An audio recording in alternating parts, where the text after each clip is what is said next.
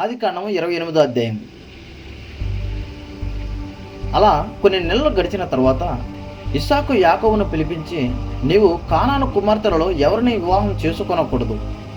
నీవు లేచి పద్నారంలోనున్న నీ తల్లికి తండ్రి అయిన బెతియేలు ఇంటికి వెళ్ళి అక్కడ నీ తల్లి సహోదరులకు లాబాను కుమార్తెలలో ఒకదానిని వివాహం చేసుకొనమని అతనిని ఆజ్ఞాపించాను.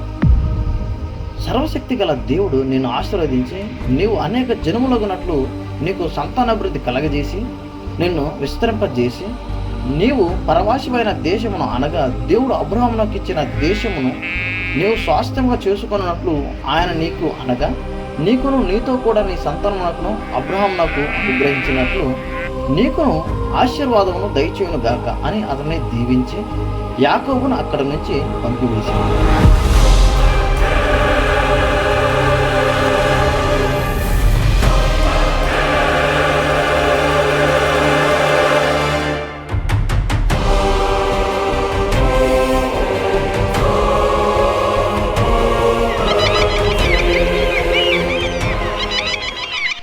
అప్పుడు యాకోబు పద్నారంలోనున్న సిరియావాడకు బెతియేలు కుమారుడను యాకోబు ఏశావుల తల్లియకు రెబ్కా సహోదరునైన లాబాను వద్దకు వెళ్ళాను.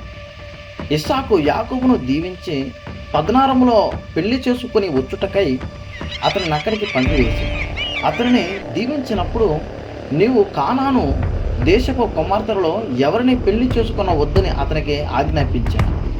యాకోబు తన తల్లిదండ్రుల మాట విని పద్నారమునకు వెళ్ళిపోయి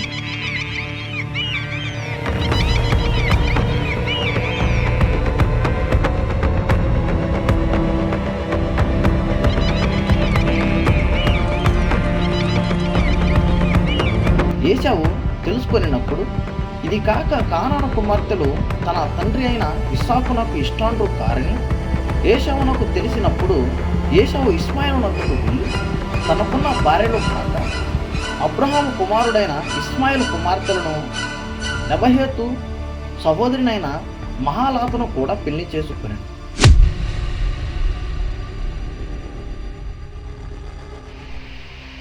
యాకోబు బెయేర్షెబా నుండి బయలుదేరి హారాను వైపు వచ్చుచుండెను. ఒక చోట చేరి ప్రొద్దుగురుంకినందున అక్కడ ఆ రాత్రి నిలిచిపోయి ఆ చోటి ఒక రాతిని తీసుకొని తన తలకు తలగడగా చేసుకొని అక్కడ పండుకొనెను. అప్పుడు అతడు ఒక కల కనెను. అందులో ఒక నిచ్చెన భూమి మీద నిలబడి ఉండెను. దాని కొన ఆకాశమునంటెను. దాని మీద దేవుని దూతలు ఎక్కుచు దిగుచుండిరి. అప్పుడు దేవుడైన యెహోవా దానికి పైగా నిలిచి, నేను నీ తండ్రి అయిన అబ్రహామునకు దేవుడు, ఇస్సాకు దేవుడనైన యెహోవాను. నీవు పడుకొని ఉన్న ఈ భూమిని నీకును నీ సంతానమునకును ఇచ్చిదను. నీ సంతానము భూమి మీద లెక్కకు ఇసుక రేణువుల వలె అగును. నీవు పడమట తట్టును, తూర్పు తట్టును, ఉత్తరపు తట్టును, దక్షిణపు తట్టును వ్యాపించెదవు. భూమి యొక్క వంశములన్నీ నీ మూలముగా నీ సంతాన మూలముగాను ఆశీర్వదింపబడదు. ఇదిగో, నేను నీకు తోడై ఉండి నీవు వెళ్ళు ప్రతి స్థలమందు నిన్ను కాపాడుచు ఈ దేశమునకు నిన్ను మరలా రప్పించను. నేను నీతో చెప్పినది నెరవేర్చు వరకు నేను విడిచిపెట్టనని చెప్పగా,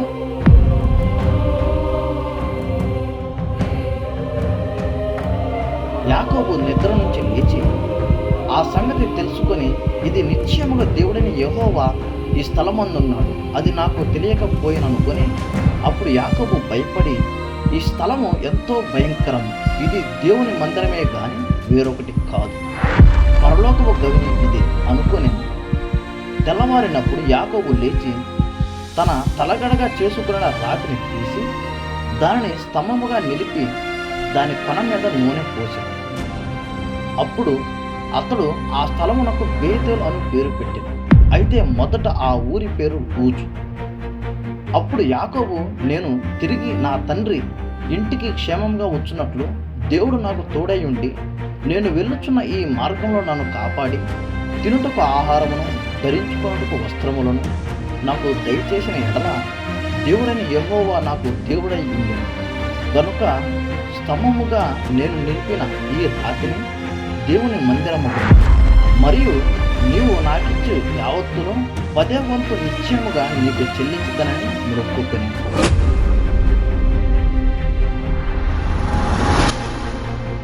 ముగింపు. యాకోబు జీవన ప్రయాణంలో దేవుని పరిచయాన్ని స్వయంగా అనుభవించిన మొట్టమొదటి ఘట్టం ఇది. భయంతో బలపడిన యాకోబు దేవుని ఉపస్థితి తెలుసుకున్నప్పుడు తన జీవితం మారింది. ఈ ఘటన దేవుని నమ్మకాన్ని, ఆయన ఎప్పుడు మనం వెంటే భయపడే గమ్యం అయిన దేవుని ఉపస్థితి ఆ గమ్యాన్ని ఆశీర్వాద ప్రదేశంగా మారుస్తుంది. బేతేలు అనేది యాకోబుకు మార్గమేమీ లేని చోట దేవుని మార్గం కనిపించిన ప్రదేశం. నీవు ఒంటరిగా ఉన్నట్టు అనిపించినా దేవుడు నీతో ఉన్నాడు. అదే యాకోబు కళ. ఈ అధ్యాయంలో మన జీవిత ప్రయాణంలో మనం ఎక్కడికి వెళ్ళినా దేవుడు మన వెంటే ఉన్నాడన్న సత్యాన్ని గుర్తు చేస్తుంది. మనం దేవుని ఉనికిని అనుభవించగలిగితే అక్కడే బేతేలు అవుతుంది.